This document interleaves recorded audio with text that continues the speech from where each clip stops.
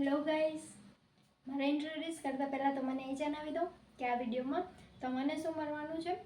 તો ધોરણ 12 science physics Gujarati medium પહેલું ચેપ્ટર વિદ્યુત ભારો અને વિદ્યુત ક્ષેત્ર, એમાં ચોપડીનું ઉદાહરણ 1.3 એનો એ ભાગ પતી ગયો. તો હવે બી ભાગ જે છે તે હવે આ વિડીયોમાં જોઈશું. તો હું ઝીલ પટેલ, સ્વાગત છે તમારું ફિઝિક્સની દુનિયામાં. તો ચાલો ખોવાઈ જઈએ. તો આપણે પહેલાં ક્વેશ્ચન વાંચી લઈએ અને પછી એની કેલ્ક્યુલેશન શરૂ કરીએ. 1.3 બી, ઇલેક્ટ્રોન અને પ્રોટોન એક એંગસ્ટ્રોમ એટલે 10⁻10 મીટર દૂર હોય ત્યારે તેમના પર પરસ્પર આકર્ષણ બળથી ઉદ્ભવતા પ્રવેગ શોધો.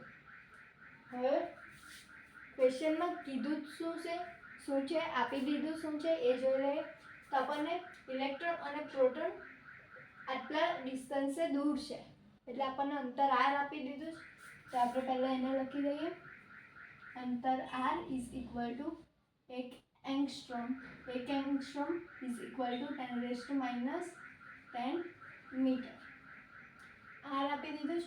હવે એવું કીધું છે કે તેમના પર પરસ્પર આકર્ષણ બળથી ઉદ્ભવતા, તેમની વચ્ચે આકર્ષણ બળ લાગે છે એવું કહી દીધું છે. કઈ રીતે આકર્ષણ બળ લાગે? તો કે ઇલેક્ટ્રોનનો ચાર્જ નેગેટિવ અને પ્રોટોનનો ચાર્જ પોઝિટિવ અને નેગેટિવ વચ્ચે આકર્ષણ થાય એટલે એ આકર્ષણ બળથી ઉદ્ભવતા પ્રવેગ શોધો. આપણે શોધવાનો શું છે? પ્રવેગ. કોનો પ્રવેગ? ઇલેક્ટ્રોન અને પ્રોટોનનો. કયા બળથી? તો એકબીજાને આકર્ષે છે વિદ્યુતીય બળથી. એ સૂત્ર પરથી આપણે બંનેનો પ્રવેગ શોધવાનો છે. હવે જેમાં પ્રવેગ બી આવતો હોય અને બળ બી આવતો હોય, બળ અને પ્રવેગ બંને આવતું હોય એવું એક જ સૂત્ર F is equal two ma. કયું? F is equal two ma. હવે આ સૂત્રના આધારે આપણે આગળની ગણતરી કરી શકીશું. કેમ આ સૂત્ર?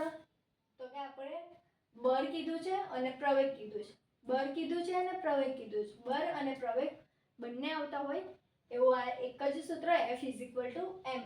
હવે જો એ શોધવાનો એટલે એ તો એવો ને એવો જ રહેશે. એમ તો આપણને આપી દીધેલા છે કે ઇલેક્ટ્રોનનો દર આ છે અને પ્રોટોનનો દર આ છે. હવે એફ આપણી પાસે નથી.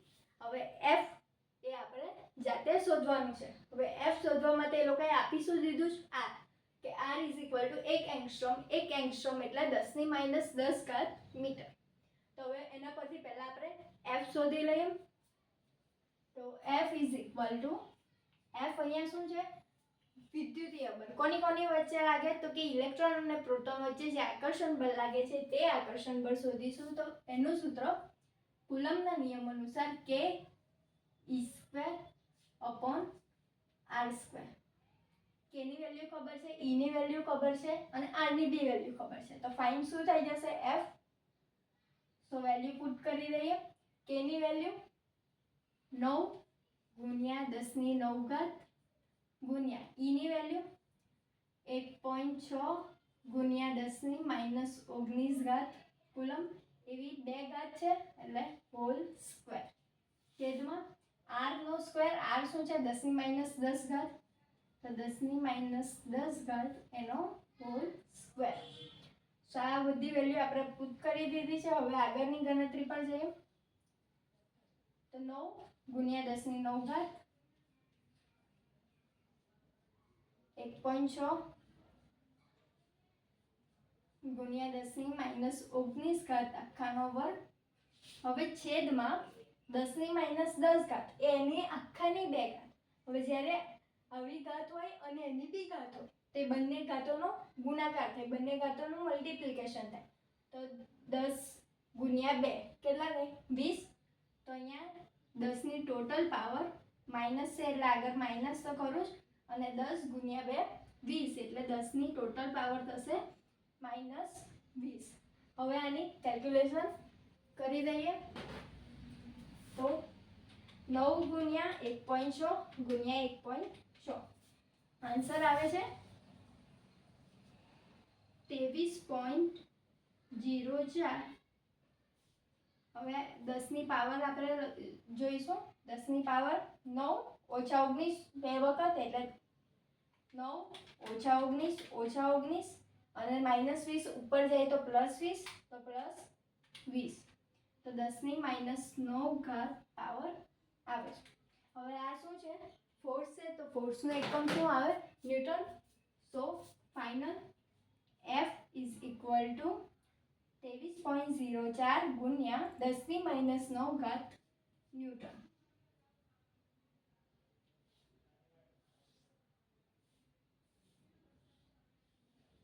તો આપણને F મળી ગયું. હવે આપણે શું શોધવાનું છે? આકર્ષણ બળથી ઉદ્ભવતા પ્રવેગ. હવે પ્રવેગ બંને માટે કયું લેવું? જો M ઇલેક્ટ્રોનનું લેવું કે પ્રોટોનનું લેવું, તો બંનેની ગણતરી અલગ અલગ થશે. બંનેના આન્સર પણ એના અલગ અલગ આવશે. તો અહીંયા એક આપણે પ્રોટોન માટે શોધીશું ને એક ઇલેક્ટ્રોન માટે શોધીશું. તો સૌથી પહેલા ઇલેક્ટ્રોન માટે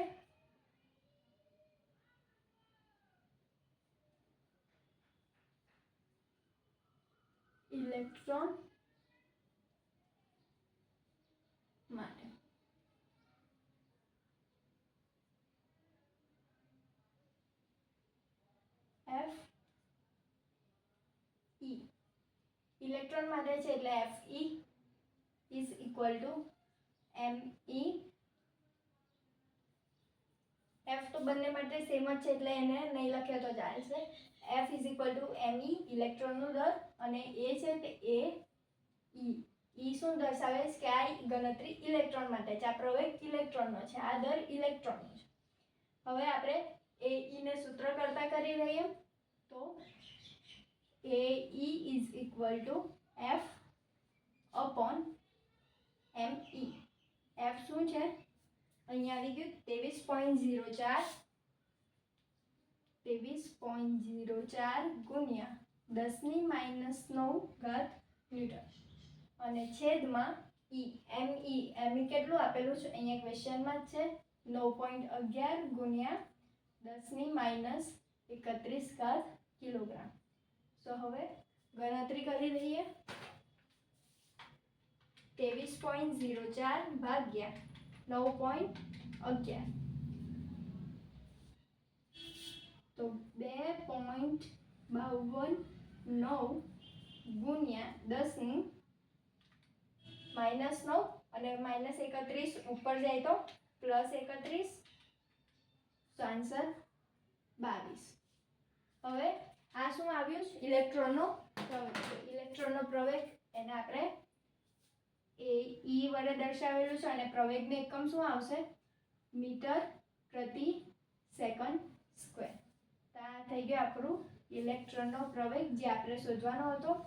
હવે જેવી રીતે આ ઇલેક્ટ્રોનનો શોધ્યો એવી રીતે પ્રોટોનનો બી શોધવાનો. તો આન્સર લખી દઈએ અહીંયા કે ઇલેક્ટ્રોનનો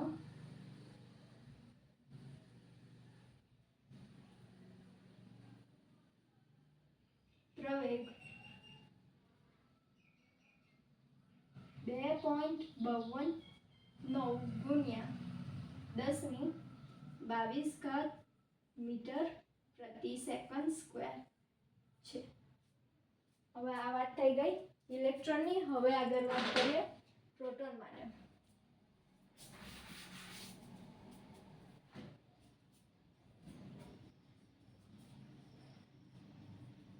પ્રોટોન માટે તો હવે પ્રોટોન માટે પણ સેમ આ જ સૂત્ર, ખાલી E ની જગ્યાએ શું થઈ જશે? P. પ્રોટોનનો P. તો F એ તો બંને માટે સેમ છે એટલે એની પાસે કશું નથી લખતા. M P A P પ્રોટોનનો પ્રવેગ, પ્રોટોનનો દર, F is equal two ME એ તો સૂત્ર જ છે. હવે આપણે શોધવાનું છે AP એટલે પ્રોટોનનો પ્રવેગ. તેને સૂત્ર કરતા કરી દઈએ તો માટે AP is equal two F upon MP. તો હવે F અહીંયાથી લખીએ 23.04 ગુણ્યા 10ની -9 ઘાત ન્યૂટન અને છેદમાં MP પ્રોટોનનો દર ક્વેશ્ચનમાં આપેલું છે 1.67 ગુણ્યા 10 - 27 kg. આ થઈ ગયું એપી. હવે એપી ઇઝ ઇક્વલ ટુ ગણતરી કરીને આપણે આન્સર લખીએ 23.04 ભાગ્યા 1.67 ઇઝ ઇક્વલ ટુ 13.796 ઇન્ટુ હવે 10 ની પાવર લખ્યો -9 -27 ઉપર જાય તો +27 તો 10 ની 18 ઘાત. હવે આ પ્રવેગ છે તો પ્રવેગનો એકમ મીટર પ્રતિ સેકન્ડ સ્ક્વેર. તો આ પ્રોટોનનો પ્રવેગ પણ આપણને મળી ગયો. કેટલો આવે 13.796 ઇન્ટુ 10⁻18 મીટર પ્રતિ સેકન્ડ સ્ક્વેર. તો આન્સર લખી દઈએ.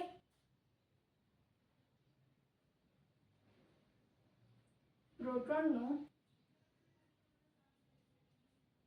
પ્રવેગ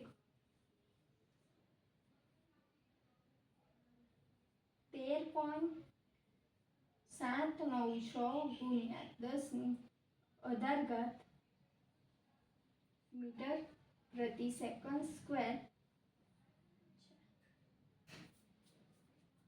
તો આ ક્વેશ્ચનનો આ આન્સર બંને આવી ગયા.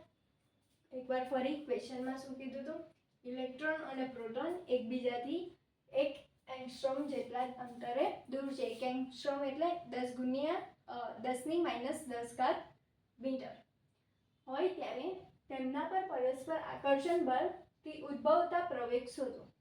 બંનેના પ્રવેગ શોધવાના હતા, એ પ્રવેગ શોધ્યા. અમને આપી દીધેલી ક્વોન્ટિટી શું છે તો કે આર આપી દીધેલું છે 1 એંગસ્ટ્રોમ 10 ની -10 ઘાત મીટર એને થાય. હવે પરસ્પર આકર્ષણ બળ લાગે છે. પરસ્પર આકર્ષણ બળ લાગે છે એટલે કયું બળ લાગતું હોય, વિદ્યુતીય બળ. કઈ રીતે કહી શકાય, કેમ કે ઇલેક્ટ્રોનનો ચાર્જ નેગેટિવ અને પ્રોટોનનો ચાર્જ પોઝિટિવ. પોઝિટિવ અને નેગેટિવ વચ્ચે એટ્રેક્શન આકર્ષણ થાય એટલે એ આકર્ષણ બળને કારણે બંનેમાં જે પ્રવેગ ઉદ્ભવે એકબીજા તરફ આકર્ષાય. તો કેટલા પ્રવેગથી આકર્ષાય એ પ્રવેગ શોધવાનો હતો. તે પ્રવેગ અને બળ એ બંને કયા સૂત્રમાં આવતું હોય, તેવું એક જ સૂત્ર છે કે F is equal two ma. F is equal two ma. F is equal two ma. આ સૂત્ર પરથી જ આવી શકે. એ સૂત્ર પહેલા લખી દીધું. એ સૂત્રમાં એક આપણે ફાઇન્ડ કરવાનું છે m એ પ્રોટોન અને ઇલેક્ટ્રોન બંને માટે આપી દીધેલું, અને આપણે ફાઇન્ડ બાકી કરવાનું શું રહ્યું f. તો f ઇઝ ઇક્વલ ટુ કે E²/R². કુલમના નિયમ પરથી મળી જાય. કેની વેલ્યુ ખબર છે, ની વેલ્યુ ખબર છે અને આરની વેલ્યુ આપી દીધેલી છે. તેના પરથી f શોધ્યું. f ની વેલ્યુ આ બંનેમાં મૂકી દીધી અને એને સૂત્ર કરતા એની વેલ્યુ પ્રોટોન માટે અને ઇલેક્ટ્રોન માટે બંને માટે મળી. અને ફાઇનલ ઇલેક્ટ્રોનનો પ્રવેગ આપણને 2.52 ગુણ્યા 10 ની 22 ઘાત મીટર પ્રતિ સેકન્ડ સ્ક્વેર મળ્યો. અને પ્રોટોનનો પ્રવેગ 13.796 ગુણ્યા 10 ની 18 ઘાત મીટર પ્રતિ સેકન્ડ સ્ક્વેર મળ્યું. અહીંયા ઇલેક્ટ્રોનનો પ્રવેગ વધારે છે, પ્રોટોનનો પ્રવેગ ઓછો છે. સ્વાભાવિક વાત છે કે ઇલેક્ટ્રોનનો દર ઓછો હોય એટલે એનો પ્રવેગ વધારે હોય. અહીંયા પ્રૂવ થાય છે કે ઇલેક્ટ્રોનનો દર ઓછો હોવાથી એનો પ્રવેગ વધારે છે, અને સરખામણીએ પ્રોટોનનું વજન વધારે હોવાથી એનો જે પ્રવેગ છે તે થોડો ઓછો છે. તો આ ક્વેશ્ચન અહીંયા પૂરો થાય છે. જે બંનેના પ્રવેગ શોધવાના હતા અને 1.3 જેનો A અને B બંને ભાગ હતા એ બંને ભાગ અહીંયા પૂર્ણ થાય છે.